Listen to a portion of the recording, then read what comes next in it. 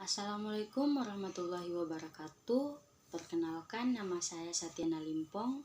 Saya mahasiswa akuntansi semester 4 Universitas Muhammadiyah Maluku Utara. Baik, dalam pertemuan kali ini saya akan menjelaskan 3 pembahasan. Yang pertama yaitu modal sistem umum dalam perusahaan, yang kedua lingkungan perusahaan, dan yang ketiga potret value change.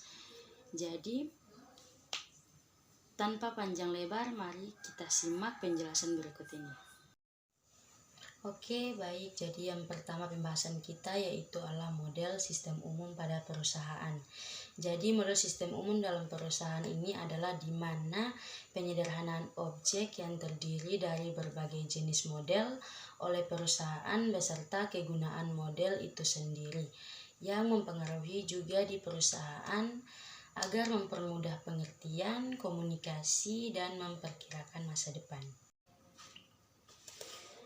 Jenis-jenis model terdapat 4 jenis model dasar, yaitu 1. Model fisik. Jadi model fisik ini adalah penggambaran entitas dalam bentuk 3 dimensi. Model fisik yang digunakan dalam dunia bisnis meliputi market pusat perbelanjaan atau prototipe model baru.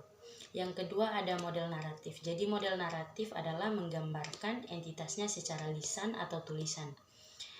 Jadi model ini sering digunakan para manajer, namun jarang dikenali sebagai suatu model.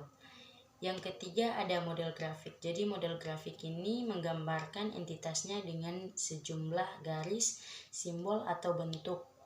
Jadi model grafik digunakan dalam bisnis untuk mengomunikasikan informasi. Banyak laporan tahunan perusahaan kepada para pemegang saham. Berisikan grafik-grafik berwarna untuk menyampaikan kondisi keuangan perusahaan. Jadi grafik juga digunakan untuk mengomunikasikan informasi kepada para manajer. Keempat ada model matematika, yaitu semua rumus atau persamaan matematika adalah suatu model matematika yang digunakan para manajer bisnis pada umumnya, tidak lebih rumit daripada model yang biasa digunakan dalam matematika. Konsep dasar sistem model umum dalam perusahaan yaitu terbagi atas 2, yaitu sistem fisik, merupakan sistem yang terbuka yang berhubungan dengan lingkungannya. Sering diibaratkan perusahaan mengubah sumber daya atau input menjadi produk atau output. Yang kedua ada sistem konseptual, adalah sebagian sistem terbuka yang dapat mengendalikan operasinya sendiri. Jadi pengendalian dicapai dengan menggunakan lingkaran yang terdapat di dalam sistem. Jadi lingkaran tersebut dinamakan lingkaran umpan balik. Lingkaran ini menyediakan suatu jalur bagi sinyal-sinyal dari sistem ke mekanisme pengendalian dan sebaliknya. 2. Lingkungan perusahaan. Lingkungan perusahaan adalah keseluruhan dari faktor-faktor eksternal dan internal yang mempengaruhi perusahaan, baik organisasi maupun kegiatannya.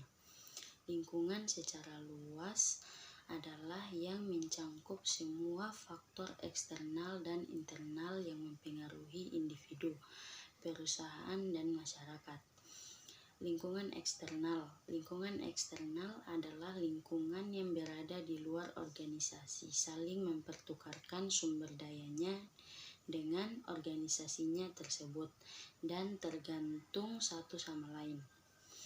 Organisasi mendapatkan input atau bahan baku, uang, tenaga kerja dari lingkungan eksternal, kemudian ditransformasikan menjadi produk dan jasa sebagai output bagi lingkungan eksternal. Kedua, lingkungan internal. Lingkungan internal adalah faktor-faktor yang berada dalam kegiatan produksi dan langsung mempengaruhi hasil produksi. Jadi di sini ada 5 faktor yang mempengaruhi lingkungan perusahaan. 1. Sumber daya manusia perusahaan. Dalam suatu usaha tentu selalu dibutuhkan dalam menunjang kemajuan usaha. Pegawai, karyawan, buruh, atau tenaga kerja adalah suatu unsur penting dalam pengelolaan perusahaan, kegiatan usaha. Kedua, fasilitas fisik perusahaan merupakan hal penting yang perlu diperhatikan guna menunjang kegiatan usaha seperti produksi dan operasional. Ketiga adalah modal usaha, merupakan salah satu faktor produksi yang diperlukan untuk perputaran roda usaha. Modal usaha yang dimiliki pelaku usaha dalam menjalankan bisnis haruslah cukup dan dikelola dengan baik. 4 yaitu manajemen atau keahlian pengolahan. Jadi di sini maksudnya kegiatan merencanakan, mengorganisasikan, menggerakkan, mengkoordinasikan, dan mengawasi keseluruhan faktor usaha yang tersedia dan diperlukan. Yang kelima yaitu lingkungan umum, adalah lingkungan perusahaan yang mempengaruhi tidak langsung di perusahaan. Sedangkan lingkungan khusus adalah lingkungan perusahaan berpengaruhi dan berkontribusi langsung dalam perkembangan perusahaan dalam mencapai tujuan perusahaan. 3 yaitu potret value chain. Potret value chain adalah proses di mana sebuah perusahaan mengidentifikasikan kegiatan utama dan bantuan yang menambah nilai produk, kemudian menganalisis untuk mengurangi biaya atau meningkatkan diferensiasi. Dengan kata lain, analisis itu mengungkap di mana keunggulan kompetitif suatu perusahaan atau kekurangannya. Jadi perusahaan yang bersaing melalui keunggulan diferensiasi akan mencoba untuk melakukan kegiatan yang lebih baik dari yang akan datang dilakukan pesaing. Jika bersaing melalui keunggulan biaya, ia akan mencoba untuk melakukan kegiatan internal dengan biaya lebih rendah dari pesaing. Porter's value chain terdiri dari 5 bagian, yaitu 1. Inbound logistik adalah suatu kegiatan perusahaan yang berkaitan dengan penyimpanan, penerimaan, dan juga menyebarkan produk. Yang kedua yaitu operation, adalah suatu kegiatan yang merubah produk bahan baku menjadi produk akhir.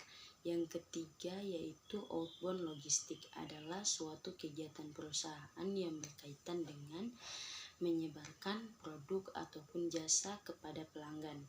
Yang keempat yaitu marketing and sales, adalah suatu kegiatan perusahaan yang berkaitan dengan pemasaran dan juga penjualan seperti promosi. Yang kelima yaitu service, adalah suatu kegiatan yang menyediakan layanan agar bisa lebih meningkatkan pemeliharaan suatu produk seperti perawatan dan juga pelatihan. Oke guys, itulah tadi 3 penjelasan dari pembahasan yang di atas. Lebih dan kurangnya saya mohon maaf. Saya pamit undur diri. Wabillahi taufiq wal hidayah. Wassalamualaikum warahmatullahi wabarakatuh.